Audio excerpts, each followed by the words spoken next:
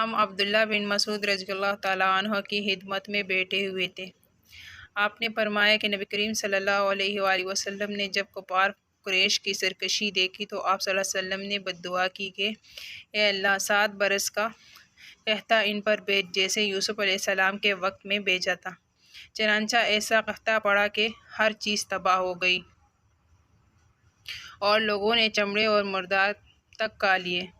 بھوک کی شدت کا یہ عالم تھا کہ اسماء کی طرف نظر اٹھائی جاتی تو دھوئیں کی طرح معلوم ہوتا تھا۔ آخر مجبور ہو کر ابو سفیان حاضر خدمت ہوئے اور عرض کیا کہ اے محمد صلی اللہ علیہ وآلہ وسلم، آپ لوگوں کو اللہ کی اطاعت اور صلہ رحمی کا حکم دیتے ہیں۔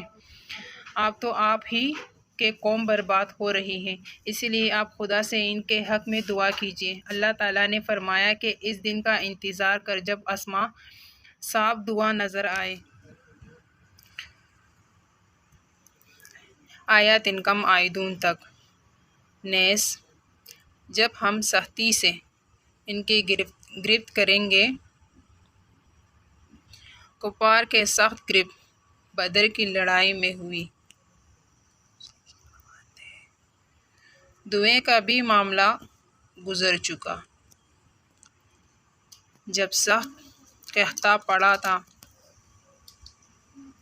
جس میں پکڑ اور قید کا ذکر ہے، وہ سب ہو چکے۔ اسی طرح سورۃ الروم کی آیت میں جو ذکر ہے وہ بھی